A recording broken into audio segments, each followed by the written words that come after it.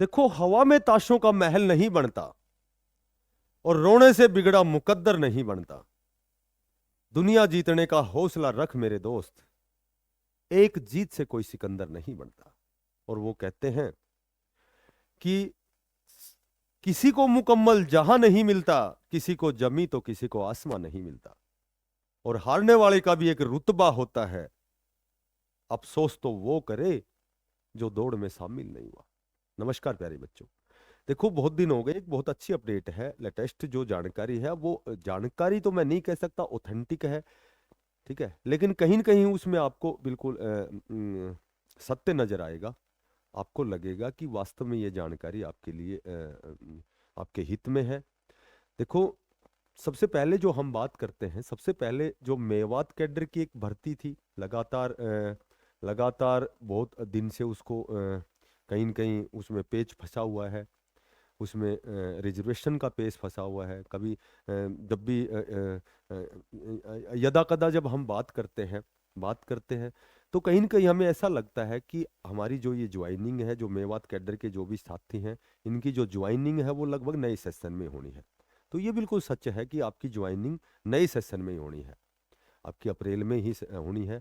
अब यहाँ यहाँ थोड़ी सी हम डिस्कशन करें कि इसमें पेज क्या फंसा हुआ था। ये सभी को पता है कि ईडब्ल्यूएस के जो कैंडिडेट हैं उनके मार्क्स जर्नल की कट ऑफ से भी ऊपर चले गए। तो यहाँ वही रिजर्वेशन का जो मेन जो केस है वही केस है मेन, तो ठीक है, और बाकी छोटे मोटे तो चलते रहते हैं। तो मेवात कैडर की जो आपकी जो ये भर्ती है, इसमें सभी को पता है कि 11 तारीख, यानी कि मेरे ख्याल से इसकी डेट जो है वो 11 मार्च दी गई है, ठीक है, 11 मार्च दी गई है। और अभी हाल ही में जो भी आपके जो रिजर्वेशन के जो भी एक प्रोमिला वर्षीज एक रिजर्वेशन केस चला हुआ था, तो जो भी रिजल्ट जारी हो रहे हैं तो सेम एज इट इज वही वही उसी रिजर्वेशन पॉलिसी के अकॉर्डिंग हो रहे हैं कि यदि कैटेगरी की कट ऑफ जर्नल के बराबर है तो उनको जर्नल में कंसिडर किया जाएगा, ठीक है, और वो जा रहा है। तो यहाँ बात करें तो कल की जानकारी के अनुसार, कुछ एक साथियों द्वारा जो भी मुझे जानकारी मुहैया करवाई गई है, तो उसके अनुसार आपका जो ये रिजल्ट है संभवतः दोबारा बनेगा। और ये रिजल्ट दोबारा बनेगा तो 2.5 से 3 गुना की जो आपकी डीवी की जो लिस्ट है वो दोबारा से होगी, ठीक है, उसमें थोड़ा सा संशोधन होगा। और वो संशोधन ये होगा, क्योंकि यहाँ यहाँ बहुत बड़ा संगीन मामला मामला नहीं है रिजर्वेशन का, क्योंकि वो तो ऐसे होता था कि यदि आपका कॉमन एग्जाम है, उसमें कैटेगरी के कैंडिडेट को बुलाया जाता था 4 गुना 10 गुना, वो ठीक है, उसके बाद मेन एग्जाम में बैठते थे और जो फाइनल स्टेज पे उनको रिजर्वेशन का बेनिफिट मिलता था। लेकिन यहाँ जेवीटी में भी आपके साथ जो जब बाद में ही आपको बेनिफिट देना है, तो क्यों ना वो पहले बेनिफिट दे दिया जाए, उन कैटेगरी को पहले बेनिफिट दे दिया जाए। तो जहां तक सुनने में आया, आपका दोबारा से ये रिजल्ट जो आएगा, ये दोबारा जो रिजल्ट आएगा, इसमें यदि कैटेगरी के कैंडिडेट की जर्नल की कट ऑफ के बराबर यदि उनके मार्क्स हैं तो उनको जर्नल में काउंट किया जाएगा, लास्ट में फिर उनको कैटेगरी का भी बेनिफिट मिलेगा। तो यहाँ यहाँ कुछ एक आपकी जर्नल की जो कट ऑफ है वो कहीं ना कहीं 1-2 नंबर ऊपर बढ़ सकती है, क्योंकि क्योंकि ऑल ओवर कैटेगरी के जो कैंडिडेट हैं वो जर्नल में काउंट होंगे, जनरल में काउंट होंगे 3 गुना में, तो 3 गुना के बाद आपकी डॉक्यूमेंट्स वेरिफिकेशन होगी। उसके बाद जो फाइनल, क्योंकि फिर कैटेगरी की जो कट ऑफ 1-2 नंबर नीचे वाले हैं वो 3 गुना की कंडीशन को पूरी करेंगे।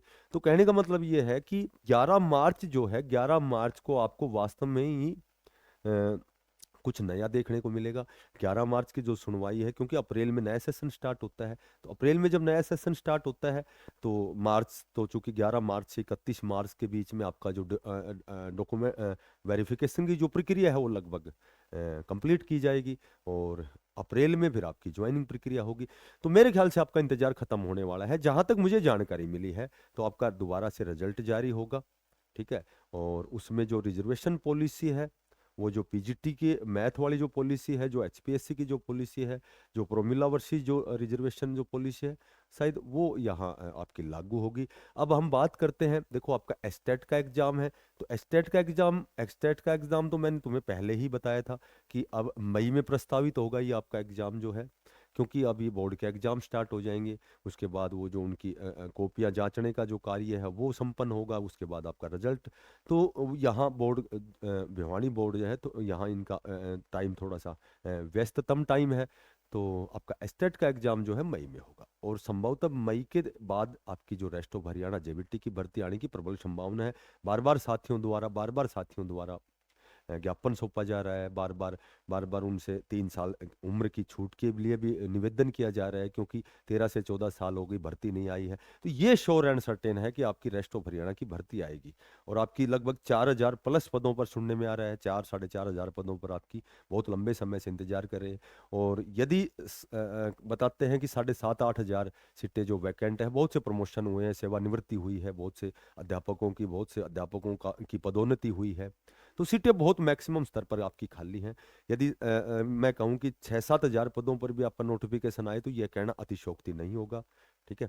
लगभग बाकी जब आपकी नियमित भर्ती आएगी, एजेंसी तय हो रही है, तो कहीं न कहीं जो पहले जो पेज फंसते थे, आगे संभवतः आगे जो 2026 में जो भी भर्तियां होंगी, तो जहां तक हम समझ सकते हैं कि अब ज़्यादा पेज नहीं फंसेंगे, क्योंकि अलग से विभाग और एजेंसियां नियुक्त हो रही है, अलग से विभाग तय हो रहे हैं। तो कहीं न कहीं वो जो व्यवधान होते थे, रुकावट होती थी, वो कहीं न कहीं अड़चनें जो लगती थी, वो नहीं लगेंगी। तो आपकी रेस्ट ऑफ हरियाणा की जो है जेबीटी की भर्ती आएगी।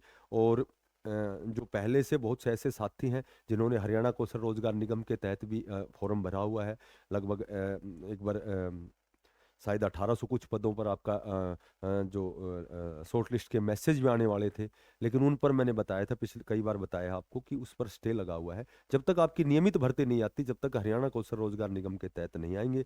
लेकिन आपकी इधर भर्ती निकलते ही, जब नया सेशन होगा, जहाँ रिक्वायरमेंट होगी, तो आपकी जो हरियाणा कौशल रोजगार निगम के तहत जो भी लगभग 1800 कुछ पदों पर आपके शॉर्ट लिस्ट के मैसेज भी आएंगे, उनकी नियुक्तियां भी होंगी, लेकिन पहले आपकी नियमित भर्ती आएगी।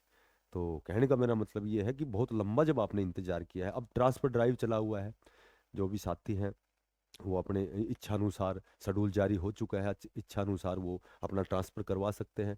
तो ऐसा भी आए दिन आप खबर में पढ़ रहे हैं, प्राथमिक शिक्षकों को मिलेंगे पसंद के जिले, शेड्यूल जारी हो चुका है। ठीक है, 16 से 18 तक जिला आवंटन की प्रक्रिया को पूरा कर MIS पोर्टल पर परिणाम कर दिए जाएंगे प्रकाशित। तो यहाँ 95% से कम प्राथमिक शिक्षक अब वहाँ के शिक्षक भी वहाँ से ट्रांसफर ले सकते हैं, स्थानांतरण करा सकेंगे। ठीक है। तो कहने का मेरा मतलब ये है कि इसमें सारा शेड्यूल ये तो आप आए दिन अखबार में देख ही लेते हो, लेकिन जो मेन ये है कि हमारी जो भर्ती है वो आनी बहुत ज़रूरी है। तो हमारे जैसे भी छोटे चैनल वाले आवाज़ उठाते हैं, बाकी और भी साथियों से निवेदन करते हैं कि आवाज़ उठाएं, क्योंकि जेवीटी बहुत से ऐसे भी साथी हैं जिन्होंने 3 4 बार एस्टेट भी पास कर लिया है, बार बार हर साल एस्टेट होता है, लेकिन जेवीटी की जो भर्ती हमारी रेस्ट ऑफ हरियाणा की नहीं आ रही बहुत दिन से।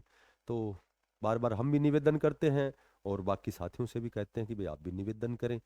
क्योंकि साथी जो बच्चे हैं, जो बेरोजगार हैं, जो कहीं कॉन्ट्रैक्ट बेस पे हैं, कहीं SSA के तहत लगे हुए हैं, कोई गेस्ट टीचर लगे हुए हैं, कई हरियाणा कौशल रोजगार निगम के तहत मेवात में भी लगे हुए हैं, तो वो साथी लगातार इसका वेट कर रहे हैं, इंतजार कर रहे हैं, बार बार ज्ञापन भी सौंप रहे हैं, उच्चाधिकारियों से मिल रहे हैं बार बार। ठीक है। तो सभी साथी उनका सहयोग करें, बच्चों का सहयोग करें। अब जब भी हम कोई नई अपडेट आएगी फिर मिलेंगे आपसे। तब तक के लिए जो भी साथी नए हैं, चैनल को जरूर सब्सक्राइब करें, इसको ज़्यादा से ज़्यादा शेयर करें। फिर मिलते हैं नई अपडेट के साथ, तब तक के लिए बेस्ट ऑफ लक, सभी को धन्यवाद, राम राम।